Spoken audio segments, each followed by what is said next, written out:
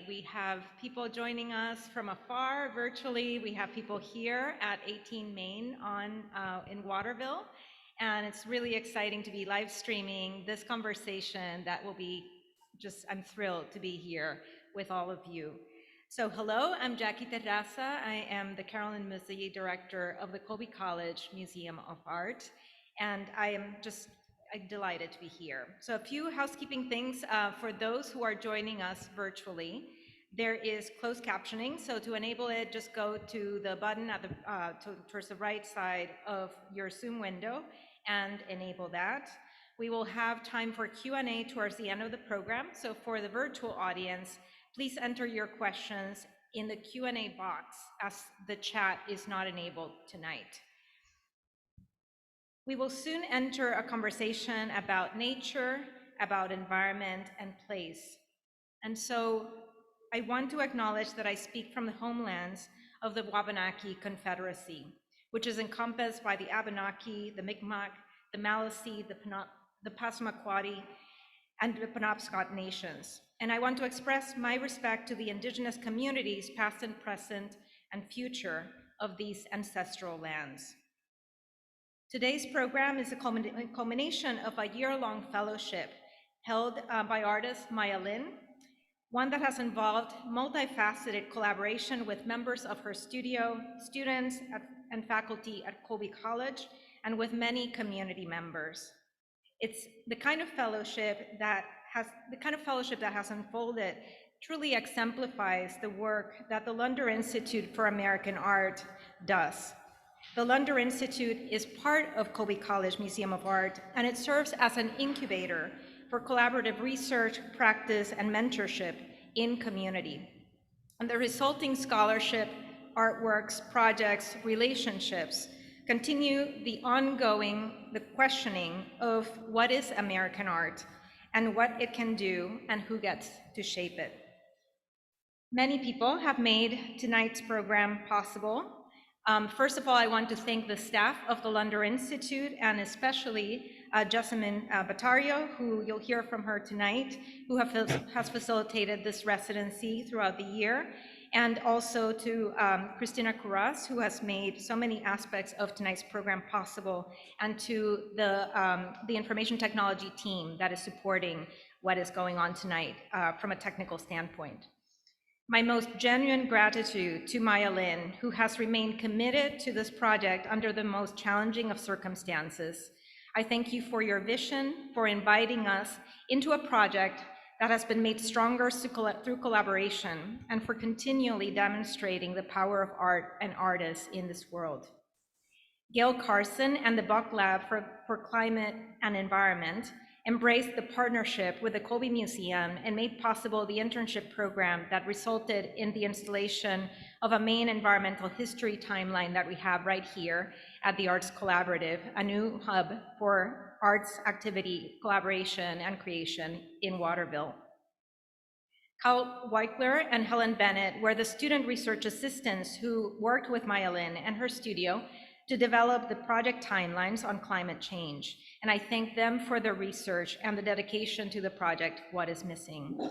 My thanks also to Kara Kugelmeyer, who is a Colby librarian and who supported research for this project, and to Casey Carter and Alexandra Jones from the What is Missing Foundation for their time and generosity in guiding the work of Colby College's students.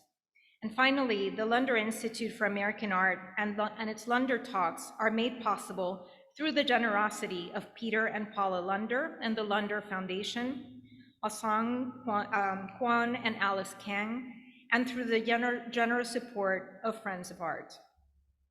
And this brings me to our panel. Maya Lin is an artist, designer, environmentalist who has received both the National Medal of Arts and the Presidential Medal of Freedom.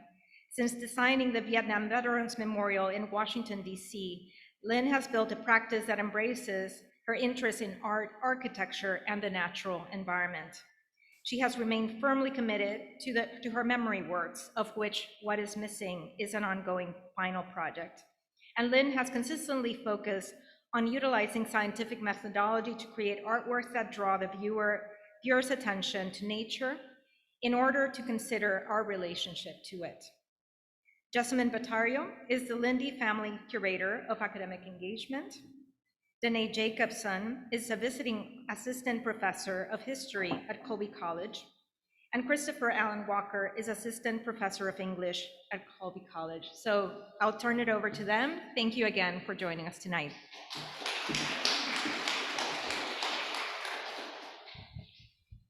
Thank you, Jackie, for that introduction, and thank you everyone for joining us this evening,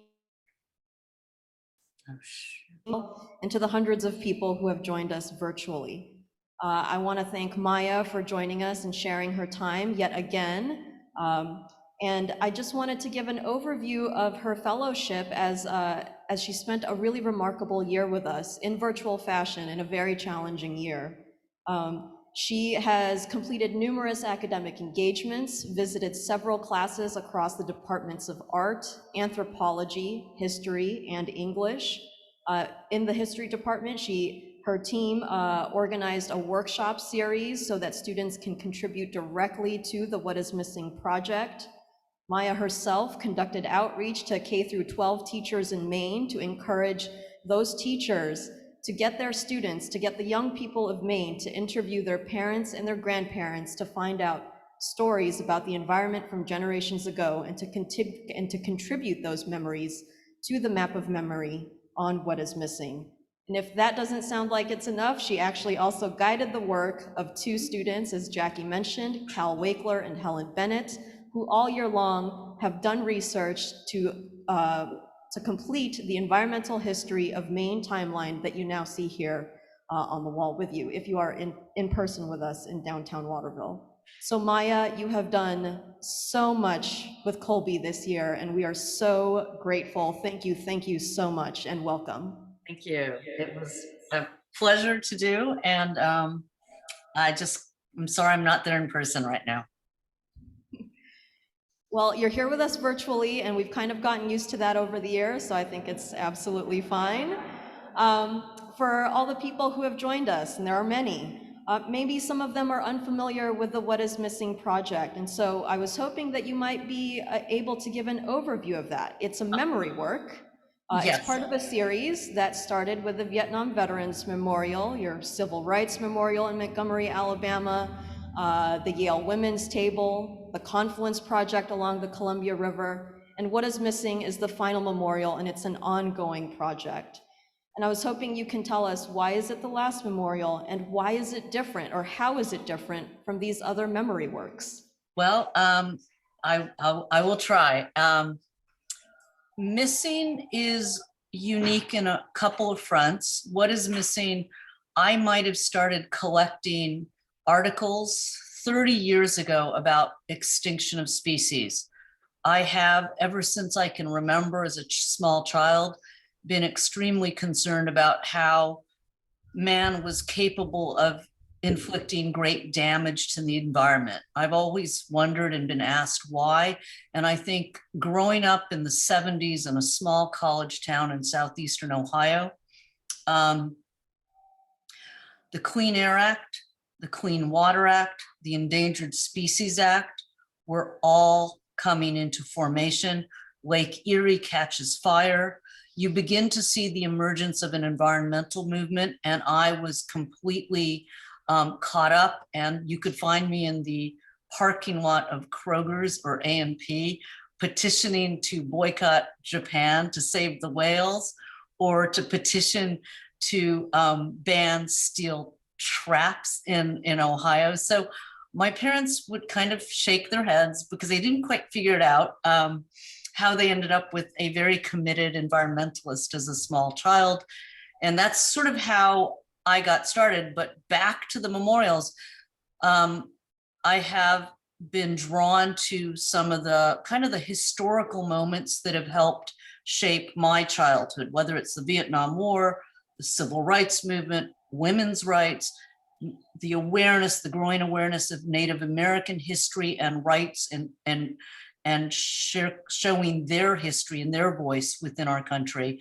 And I realized that having all my life been concerned about the environment, I wanted to call in one last memorial. I work in series as an artist, and I wanted that memorial to focus on the environment. I actually didn't know what I was going to do when I started it, but it has become, I set up a not-for-profit foundation.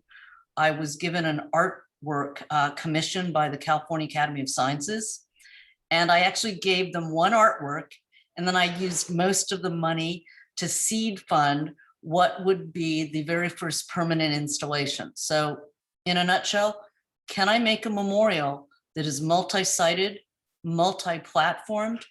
It's a science-based guerrilla artwork that focuses not just on what we're losing.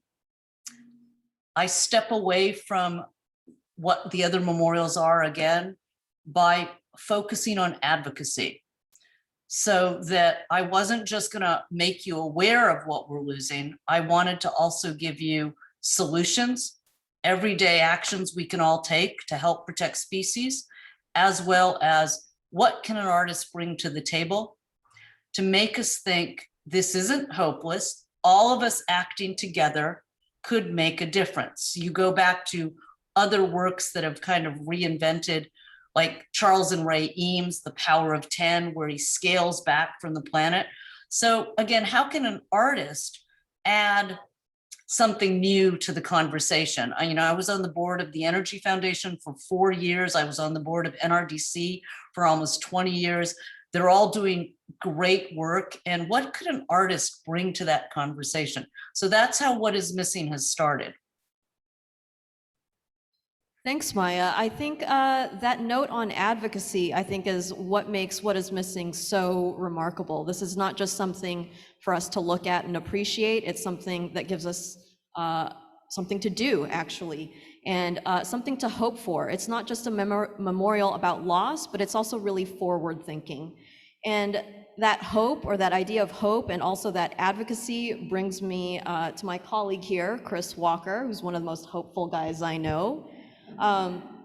Maya engaged with your class a few times. You teach a class called Stories of Crisis and Resilience, and you also teach a class called Climate Fiction.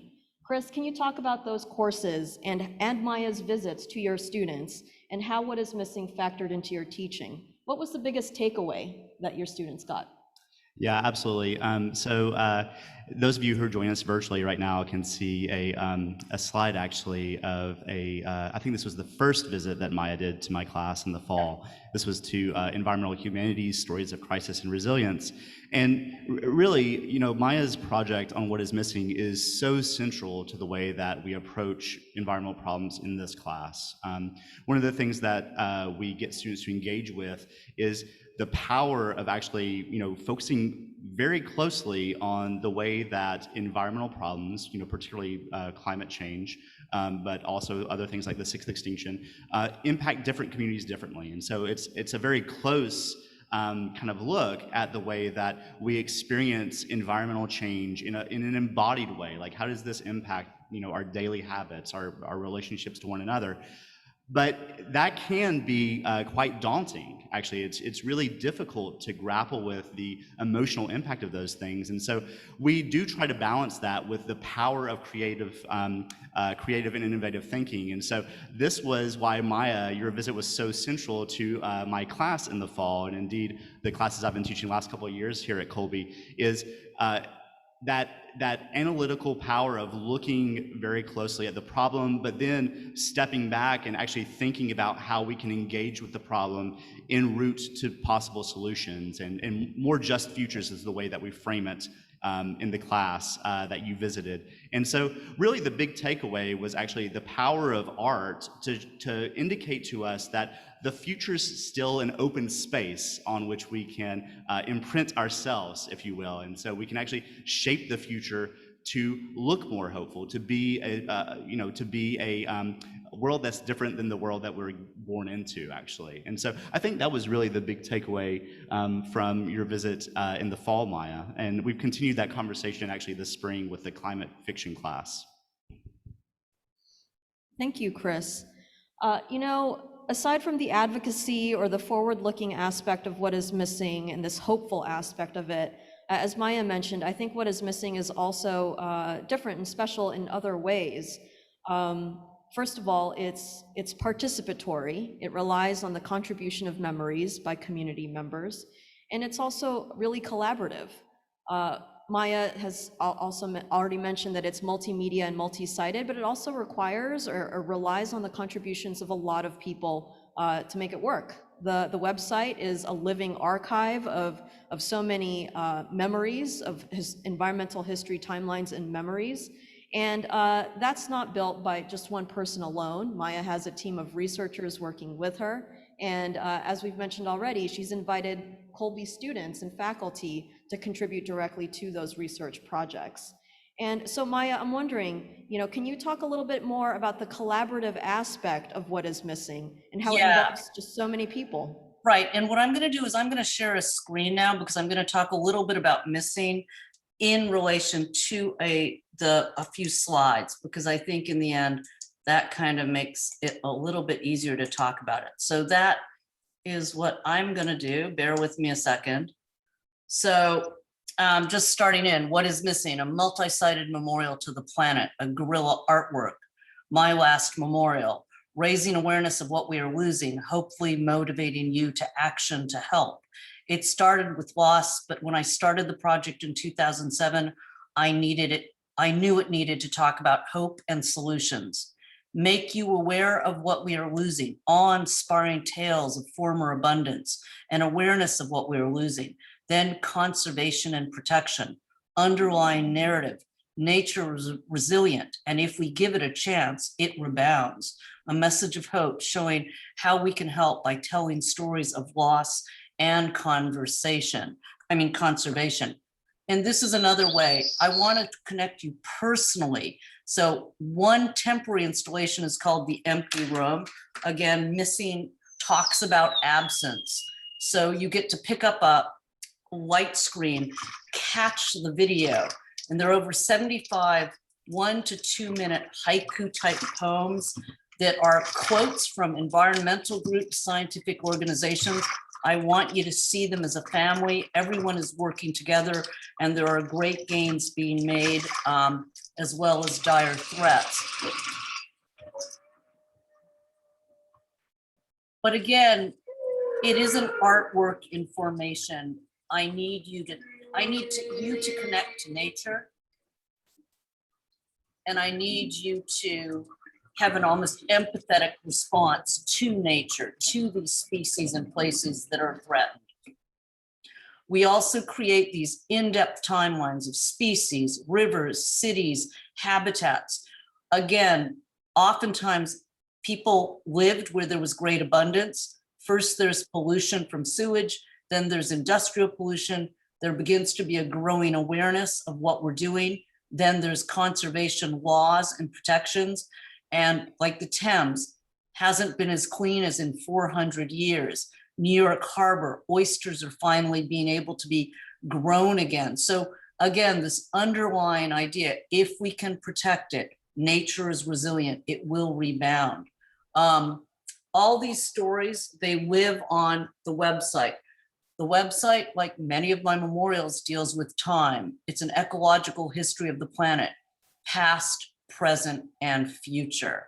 It is an evolving work in progress. And again, I have very much enjoyed and been very grateful that Colby College faculty and students have been helpful, because the idea was I can build a framework, and I now want other people to help me build these deep dive ecological histories of places, as well as what Jessamine said, allow people to add personal memories, something their parents, their grandparents, their great-grandparents might have told them about their own home. Like, what is missing from your own backyard, or just as important, what has come back? Again, asking you to connect to nature in a very personal, private way. What we're building towards now, and there'll be a hint of it with the soft launch May 10th as Ghost Forest opens, but a better, more in-depth launch in the fall, mapping the future. And art, I believe, can maybe give us a different way of looking at a problem. And sometimes if we can imagine it, we can then achieve it.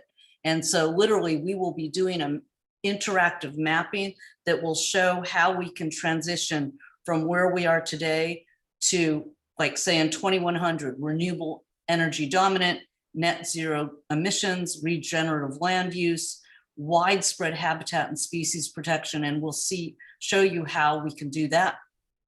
Again, if you add up what the TNC says, what Project Drawdown says, what Blue Carbon Initiative says, potential offset to greenhouse gas emissions adds up to 50 to 150% of emissions. And these are all our nature-based solutions. One of the key things about nature-based solutions are the main driver of habitat loss, of species loss, and 50% of all emissions is caused by land use changes and degradation. So by protecting habitats, we can both reduce emissions significantly and save biodiversity. So I came up with the phrase, we can save 2 birds with 1 tree. And so that's something that is very much a theme that we need to focus on. How can we protect and restore habitats so we can do both, reducing emissions and protecting species? And I think I'm going to say 2 more things. These are just ways in which maybe art, and again, I rely a lot on infographics. We always source right at the bottom. What if everyone ate 20% less meat? What would that do?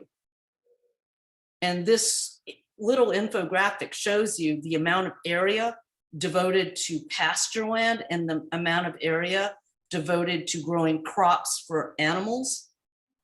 That amount of land is equivalent to all the protected land in North America and half of the land, protected land in South America. And this is if all of us just ate 20% less meat. So we do graphics like these as part of what is missing. It's available on our website. If you go to Greenprint or Save 2 Birds, you'll find it.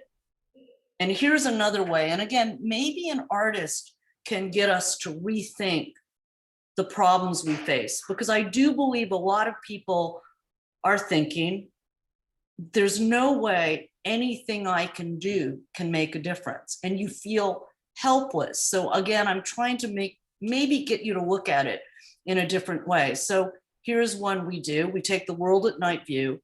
What if we all lived at the population density of Manhattan?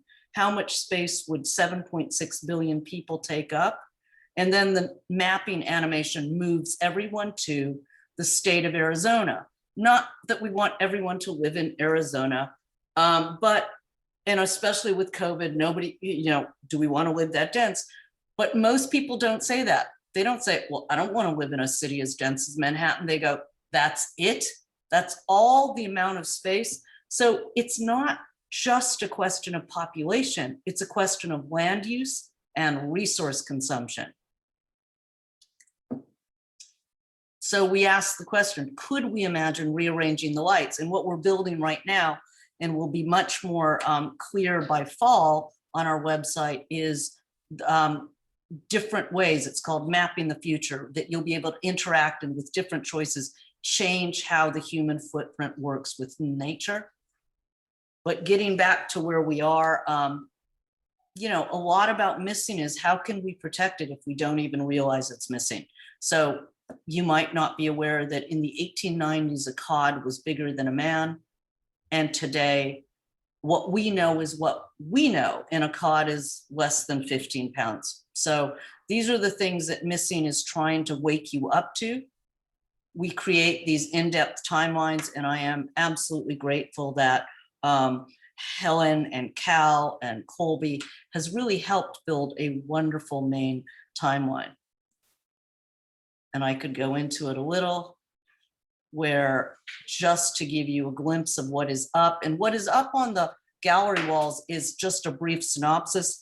Helen and Cal have done an excellent job making a beautiful in-depth timeline. And one of the beautiful focuses is to make sure we know whose homelands we're in. So the very first quote is, "From the ash tree came the Wabanaki. Firstborn were the," and I'm not going to mispronounce it, so I'm not going to, but I'm going to let you read it. And then you can click on and read more. But we also, what Helen and Cal and Casey and Alex have done, and Colby, is really go into it. So it's not just, oh, the Native Americans there in the beginning, but having that existing voice throughout Maine's history. So with the coming of the English began the lumber trade and the destruction of native hunting grounds. And you can go into the website and find, hopefully we're flipping the site to the new site on Friday. So by Monday, it should be open and you can find the main timeline. But just beginning to talk about deforestation, Chief Paulin talking about the dams on the river, which are destroying the fishing rights. And again, this arc where the awareness that we're destroying nature, we're hurting nature, begins to bring way to protection, conservation measures, and something so critically important to the country is the removal of dams. The first one, 1999, Augusta, the first hydroelectric dam, and it led the way to an idea that these dams should be removed around the country. It is a pivotal moment.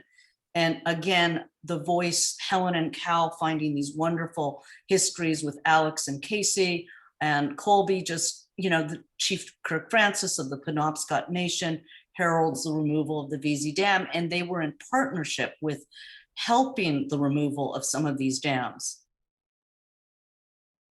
And just talking about the results, for more than a century, the VZ Dam has prevented 11 species of sea-run fish from reaching more than 1,000 miles of native habitat.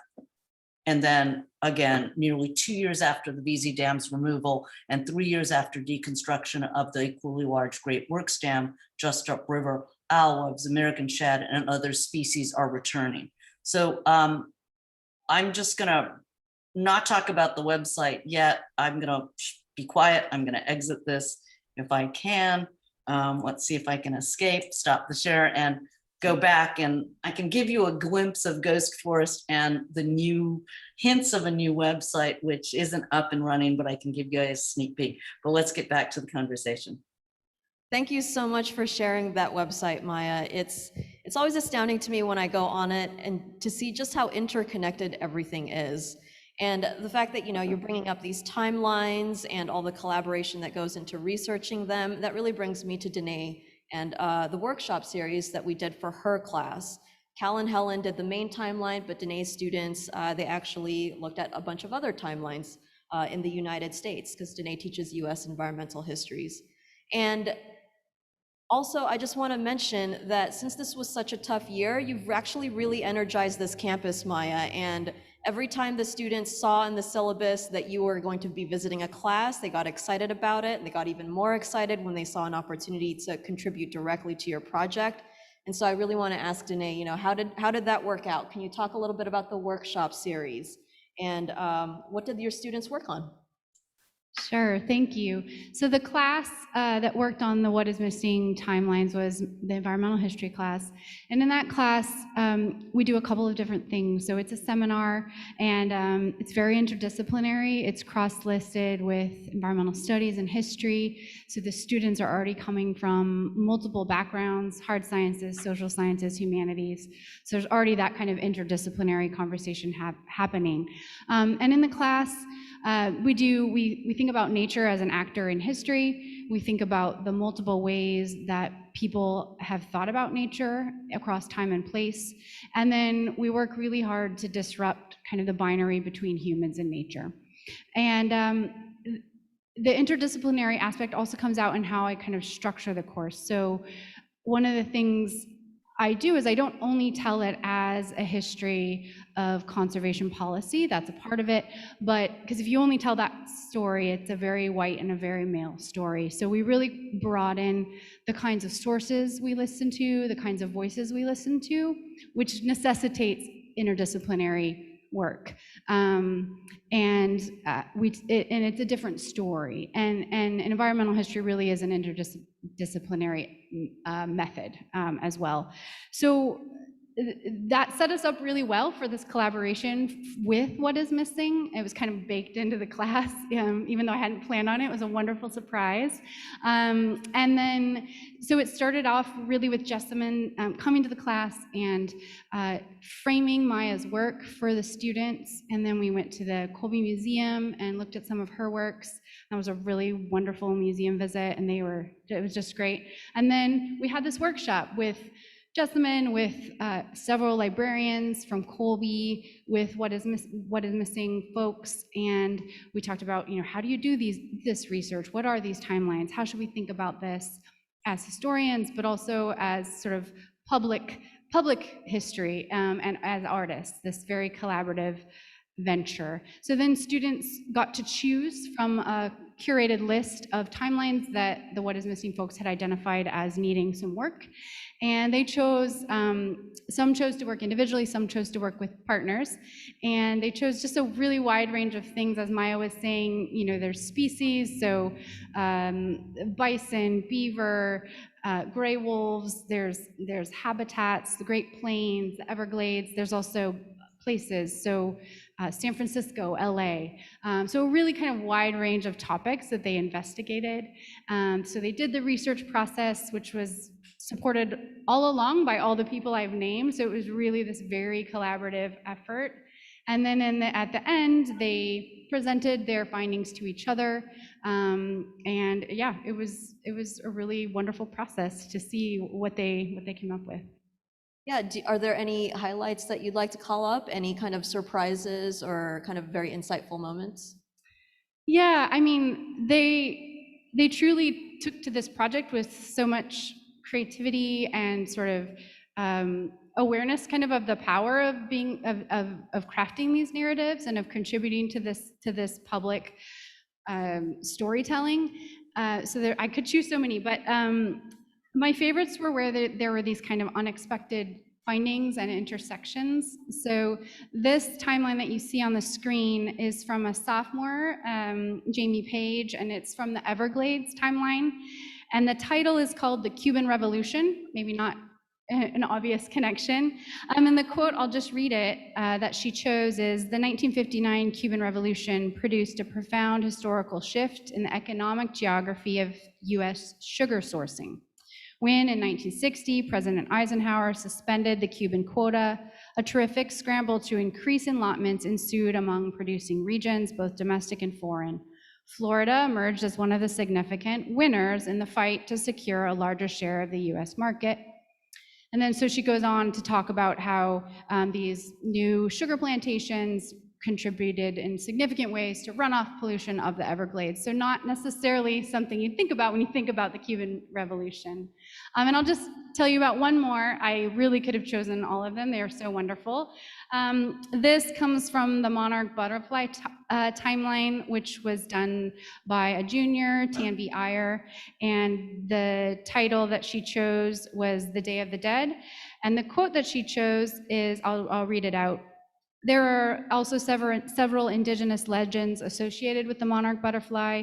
One of them claims that the monarchs are souls of children who have died and come back. Interestingly enough, the butterflies start arriving at their sanctuary on the 2nd of November, celebrated as the Day of the Dead in Mexico." So you see the kind of links of the monarch migrations with these cultural practices.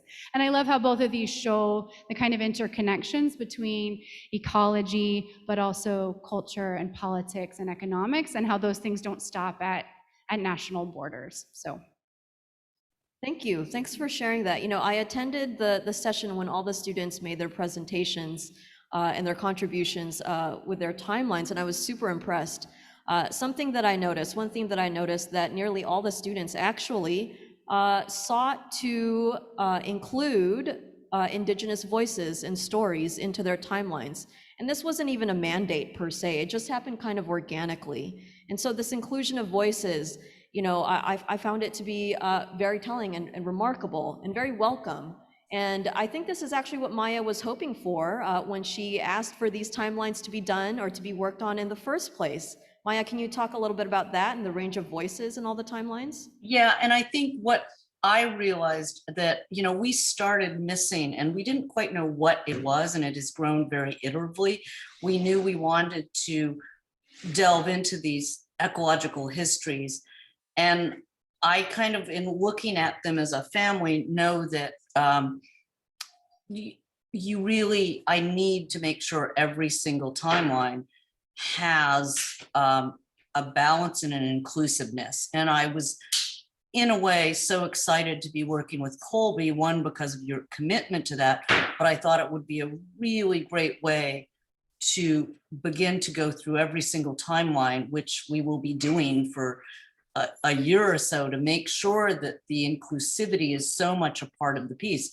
What I loved about hearing about the students coming to this, I also love not dictating things like that, but knowing that that is something that is critically important, especially if you're in the Americas, because we are definitely visitors to somebody's homelands. And I really realized that when I was working on the Confluence project, where I think it was a tribal elder from the Chinook tribe said, Lewis and Clark did not discover this land, we were here. And I've been focusing so much working with the Confluence project. And, as these timelines started growing, I realized I want to make sure every single timeline is inclusive and talks. What I loved about what I talked about with the main timeline is it's not just at the beginning, it's this constant, we are here, we are still here, engaged, working, caring, fighting for fishing rights, fighting for a return to, in a way, a different way of looking at and a different way of relating to the land. And that's something that I'm very, very excited by the working with Colby College on this. Thank you. We can keep this conversation going and going. We've touched on environmental humanities a little bit, public history and transdisciplinarity, but I'm aware of the time, and I would love for Maya to be able to share her next project. I know now that we're all getting vaccinated and we're going to be able to travel much more freely, I am personally super excited to get down to New York to check out Ghost Forest. Maya, would you like to give us a little bit of a sneak peek or share about Ghost I am Forest? going to give you a sneak peek of two things. Let me go to share a screen again, and bear with me. The very first thing I'm going to share is, let's see, I'm going to go to Ghost Forest, and then let's see if I can do this. So I was invited in by Madison Square Park. It's a large park in downtown Manhattan, actually 23rd Street. It has been a park, and before it was a park, it was a velodrome. And so it's been sort of an open space for a very long time. I am an artist who doesn't generally put temporary works in. And maybe 7 years ago, the director and curator had contacted me, and I didn't quite know what I wanted to do. And how could I touch this site in a temporary way, but still kind of make something spatial and environmental? Little by little, about 3 years ago, I knew I wanted to do something with trees. I didn't quite know what. I started experimenting with living trees, but it turns out if I created a willow walk, it would take 3 to 5 years to grow in. And I am out in Colorado for the summer. We go to southwestern Colorado, and I'm looking out, and there is a grove, stand of trees that are being killed off by beetles because the winters are getting too mild. The insects are surviving the winters, and they are decimating both. There are two types of conifers that are going out. You get a hint of the tree tops get this bright rust red color, and by next season, the entire grove is dead. They are called ghost forests. And this phenomena caused by climate change, whether it's droughts, forest fires, beetle infestations, rising seas and saltwater, this phenomena is happening around the world. And I don't know if people are aware of it. So I proposed I would like to bring a ghost forest to downtown Manhattan. And this is early sketches. This is the green oval at the center of Madison Square Park.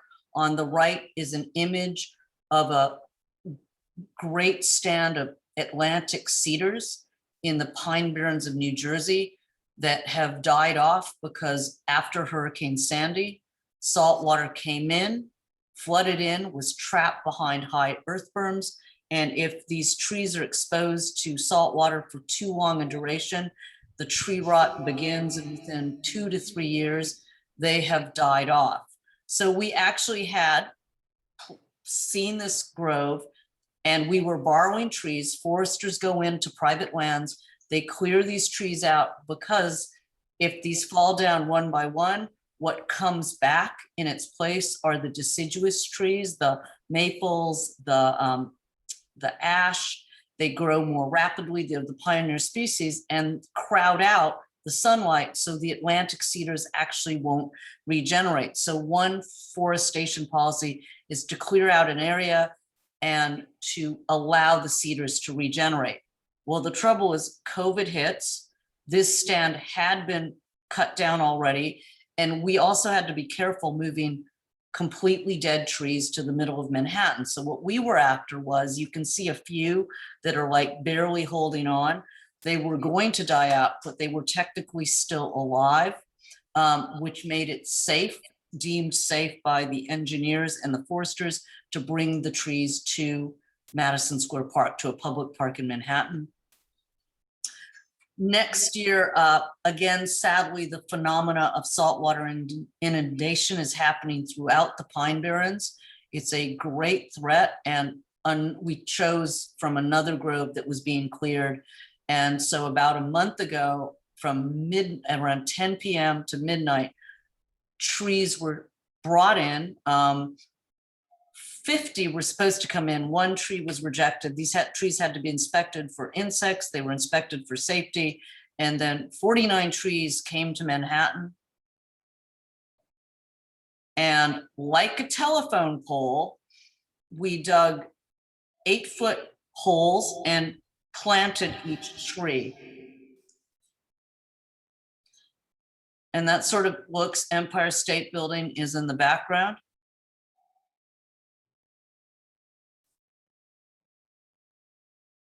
And that's sort of earlier on, before the grass grew in, and we opened the piece to the public on Monday.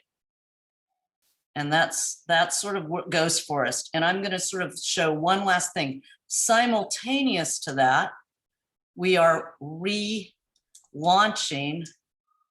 the website for What Is Missing. So, you know, it's probably a really bad idea to start an artwork and expose it and let it grow iteratively in full view, but that's what we did with What Is Missing. So the website is the nexus for the project, but it also has been a work in progress for 10 years, and we didn't quite know what all the components were. And now that we know, there's kind of a framework of past, what we're losing, stories, personal memories, present, taking you around the world to show you conservation successes and places that need your help, and then future, this project called Mapping the Future.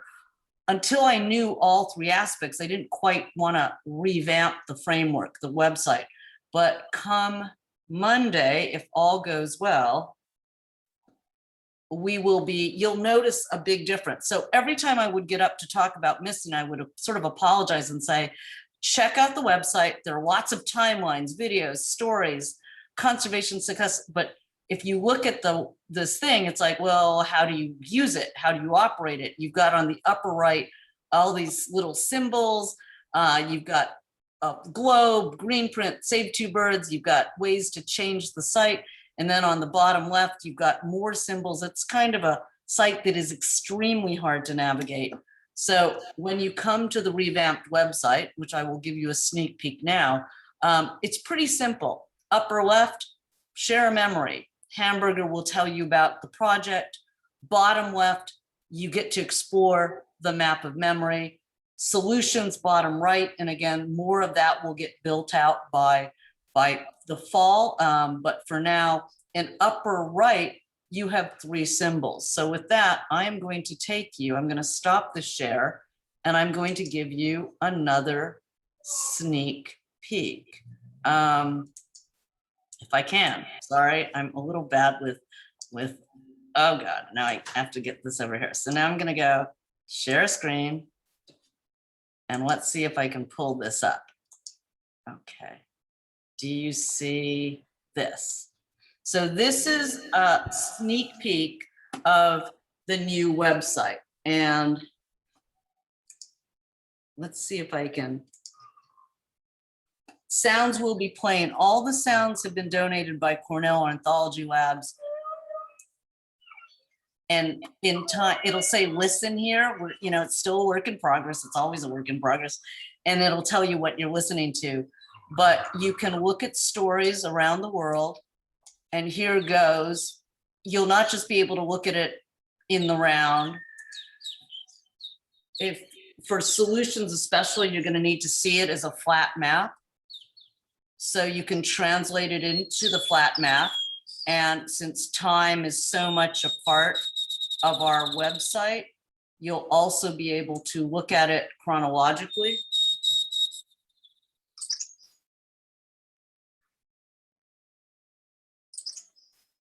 So that's sort of the beginnings of the website. Solutions, let's see, they might have dismantled it because we are really hard at work on it, but it'll tell you what's going on there, but we're not there yet. So let me escape from that for a second. I'm gonna go back to I'll go back to the map of memory. Let's see if I freeze myself out. Let's see what happens. And how do we use this as a teaching tool? Up there, you're seeing a glitch right now because I moved it too quickly. Let's see if I can get it back this way. Oh, maybe not. Okay, now I'm gonna go back to the flat map, see where we go with that. And here comes the navigation, explore by subject. And with everything, there's a full index.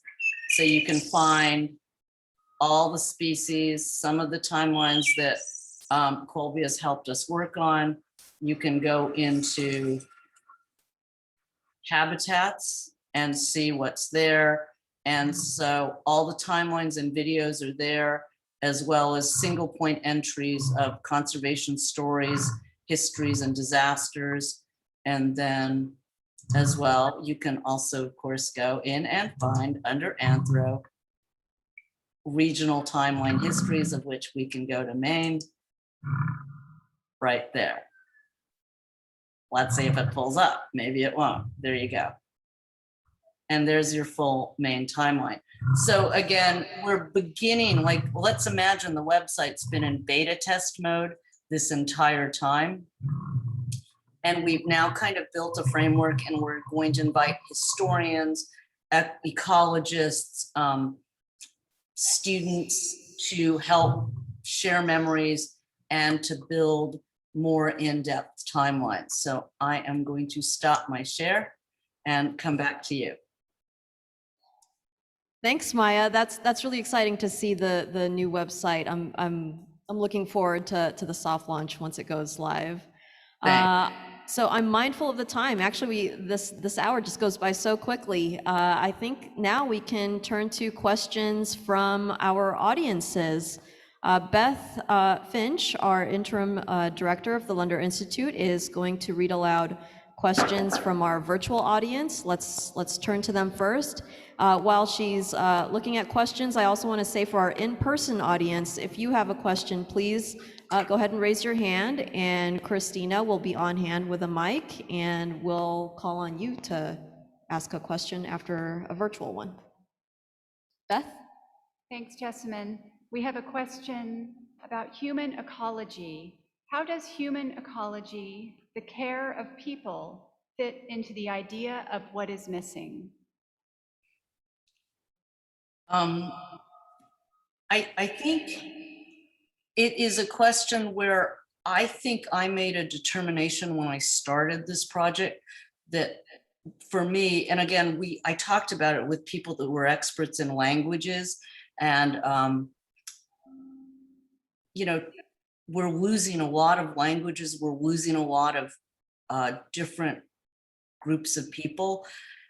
I made a choice then that I would focus more on, there's 7.5 billion of us, and we're actually, I think 50% of all species are on a path to extinction by 2100. And I really wanted to focus attention on the other species, but I am very committed within the timelines to really talk more about how every place has seen significant shifts and changes. You can really see within the Americas how much the European settlers have come in and completely changed, shifted, and so much is being lost. So we're going to be bringing more of that history into the timelines. And I think it's important. I think you cannot talk about ecology today without really talking about equity. And so much of what we deal with, and so much of what both Chris and Danae have learned and are teaching, is how unfair we have been and continue to be, and how much we are continuing to put at risk populations of lower economic situation at risk, where pollution and where we put the most toxic of areas, where we are shipping our toxins abroad. This is all very much a part of the problems we face. And I don't think you can really talk about protecting the environment without really talking about social justice and equity issues. And so that is very much a part of what has to become part of solutions. Chris, what Maya's talking about, that's basically environmental humanities in a nutshell, right? Yeah, absolutely. In fact, I would say this entire evening has been a great demonstration of what environmental humanities is all about. It's about collaborating from multiple perspectives. It's about adding those histories that perhaps have not been part of the dominant narrative or so central to recovery. And Maya, I would just add one other thing in response to the question you just answered from our audience, and that is, I think what is missing also plays a role in actually giving hope and strength to the viewer, to the user of the website, because it can so often feel like these large-scale environmental problems don't offer a avenue in to actually act. And so I know that at least with my students, their engagement with what is missing actually allowed them to see that they can in fact make a difference. So in terms of its connection to human ecology, it's actually providing additional energy for continued activism. Thanks. Beth, do we have another question? Yes, so it's a question about the Confluence project and the impact or influence it had in terms of permanently altering your perspective, Maya, in terms of the inclusion of Native histories in your work. Yeah, I think, I was about to launch an idea, what is missing. It was actually called the Extinction Project.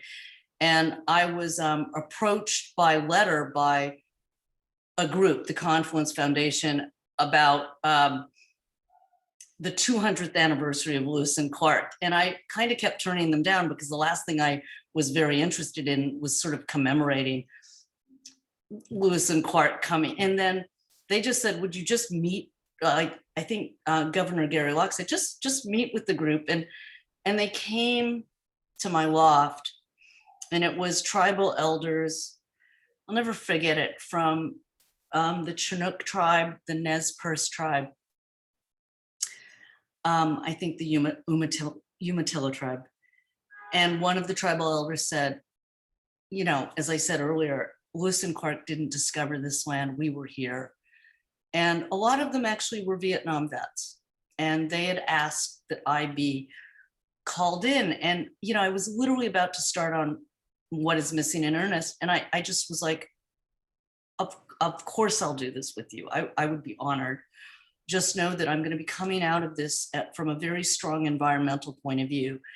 And so of the 6 sites that were selected, 2 were chosen because they were kind of critically important for Lewis and Clark, but also very important to Native Americans. 2 were focused on because they were so critically important for Native Americans.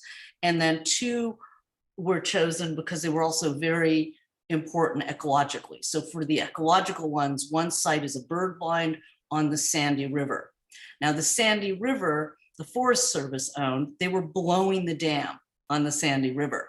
Why? Because there was proof that the dam in Maine was removed, and it was a lot better to remove a dam than try to create a fish dam over the dam.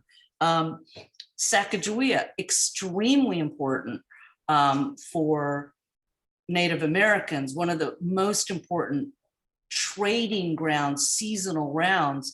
And so there are 7 story circles, and each one tells some of the important goods that were being traded in these sort of seasonal rounds, whether it's plants, whether it's the fish, whether it's deer. So you go to the park now, you sit in one of these sunken story circles, and you learn about the deeper history of the place. My favorite one is twofold.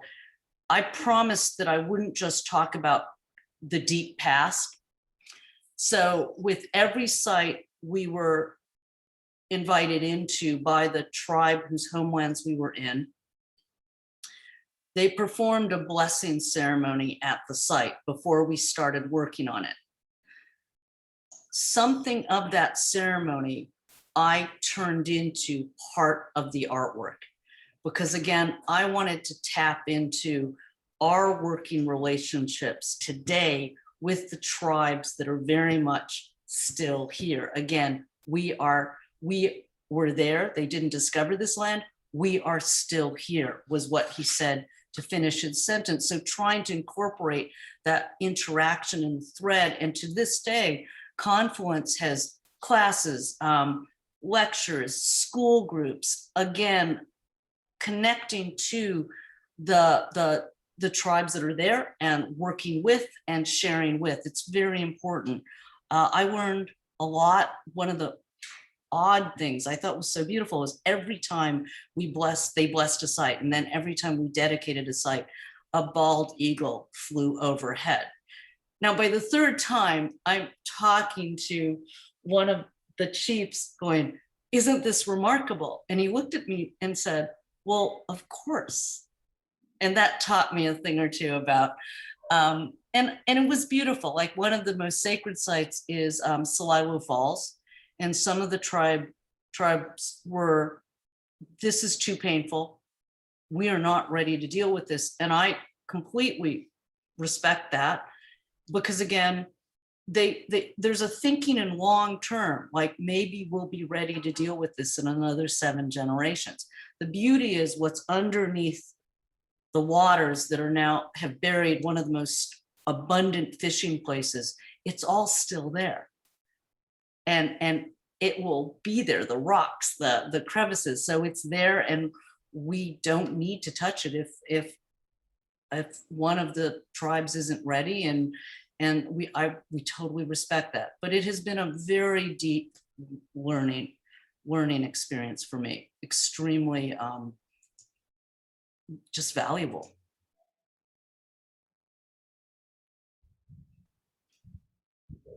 We won't be able to get to all the questions that we're receiving in the Q&A feature, but there have been a few about children and younger people, how they can access the website and the ways that that outreach and interface is being devised with them in mind. Well, I think the collecting and interviewing your parents and your grandparents, the share a memory, go back in time, taps into 2 things. I think citizen science starts with the birders. Every one of us can remember or our parents can tell us, or our grandparents can tell us about what they remember about a place. So one, it brings it close to home. What do you know and what do you remember in your own backyard? And the idea that we want children to interview their parents, their grandparents, and their great-grandparents, critically important. The website itself, as I just showed you, the little dots, if you hit a video, it makes a sound. It's actually there to be very much child friendly. So you can go and wander around the world and click on a dot and it opens up. But it's also something where teachers, both high school teachers and university professors, can also look at it.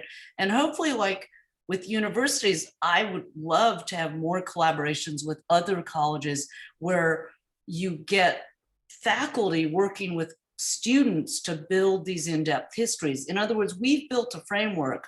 We're asking for that sort of wonderful citizen science activation of the site.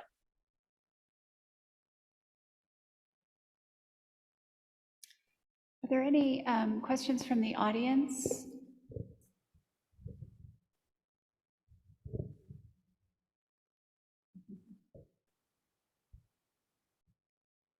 Are there any more from the virtual audience, Beth? There are plenty, so I can ask more. I just wanted to make sure in case there was one. Okay. We have a question about the role of sound in What is Missing and its relationship or its difference to how sound will be a factor in the ghost forest in an urban context. I'm so glad you brought that up. So twofold. On What is Missing, if you look at any of the videos, and most of the sounds are contributed by Cornell Ontology Labs. John Fitzpatrick, the director, sits on the What is Missing board. They have been absolutely wonderful collaborators. We are a very visual species.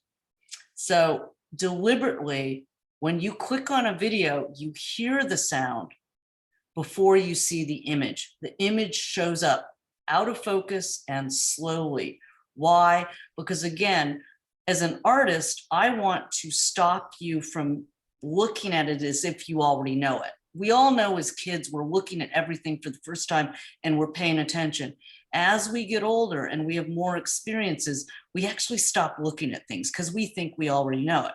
So if I can arrest the visual for a brief second and you hear it, our audio sensory is just not as strong. But if you arrest the visual, all of a sudden, everyone has to prick up. So it's a psychological thing.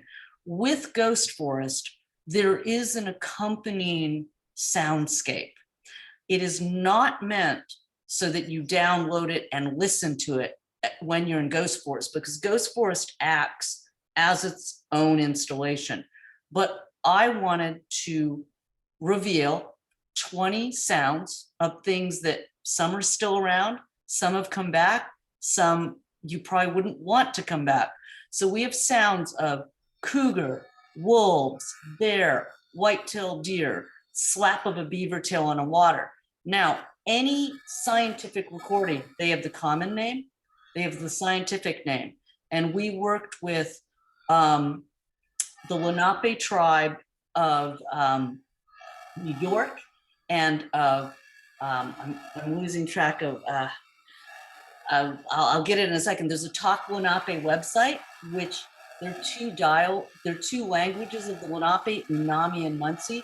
So you also hear it in, if the animal name is in Unami, it's also spoken in Unami. And then if we could get the second language of the Lenape that actually lived in Manhattan, then the Munsee language is also spoken.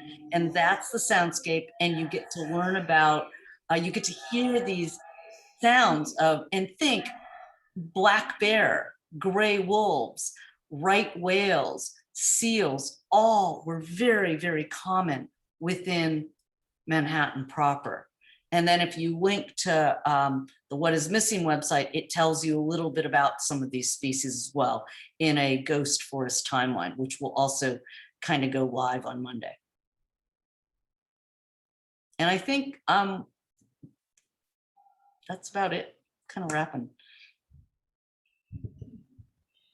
Thank you, Maya. Thank you for this program. Thank you for this year. It's been such a wonderful year. We really appreciate what you've done with us at Colby all year long. I'd like to thank my co-panelists, my colleagues here, Chris and Danae, for being part of this fellowship year with us. And this is the last Lunder talk of the season. So again, thank you to Christina and to Ian and Arlene and Ben for making everything run smoothly behind the scenes. And thank you all to our virtual audience and our in-person audience. And thank you, Maya. Good Oh, night, and thank you, everybody. Jessamine. You've been wonderful. And I very much enjoyed working at Colby, even though I'm not there. So thank you. Thank you, Maya. Thank you, Maya. Thank you, Maya. Bye.